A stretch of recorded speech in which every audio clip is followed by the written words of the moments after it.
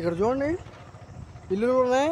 ఈ ఎడారి లాంటి ప్రాంతంలో లోపల ప్రాంతంలో కొన్ని గృహాలు కట్టుకున్నారు వాళ్ళు. చూడండి ప్రతిరోజు ఈ హైవే మీద నుంచి వచ్చి ఈ ఇసుకలో నడుచుకుంటూ వాళ్ళ గృహాలు చేరుతారంట.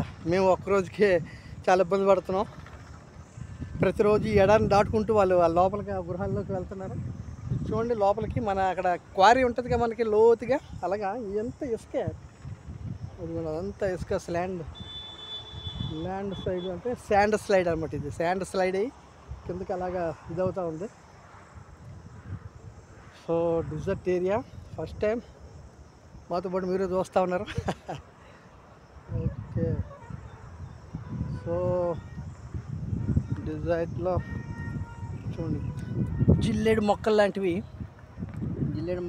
పెరుగుతూ ఉన్నాయి ఇక్కడ, అడవి మొక్కలు. వీటికి ఇంకా నీళ్ళతో పని లేదు, మనకు అర్థం అవుతుందిగా. నీళ్ళు లేకపోయినా ఇవన్నీ బతికేస్తాయి.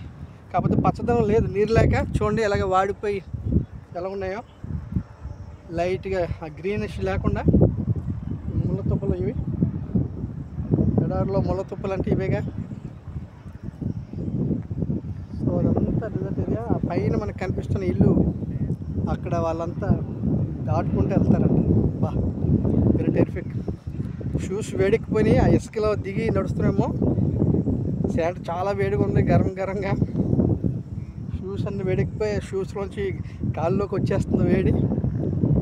సో చాలా భయంకరంగా ఉంది.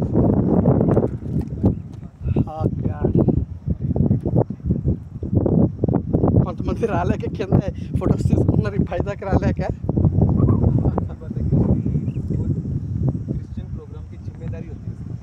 సో కొంతమంది మధ్యలో రాలేక ఇసుకలో కాలు దిగిపోతుంటే ఫొటోస్ తీసుకుంటారు.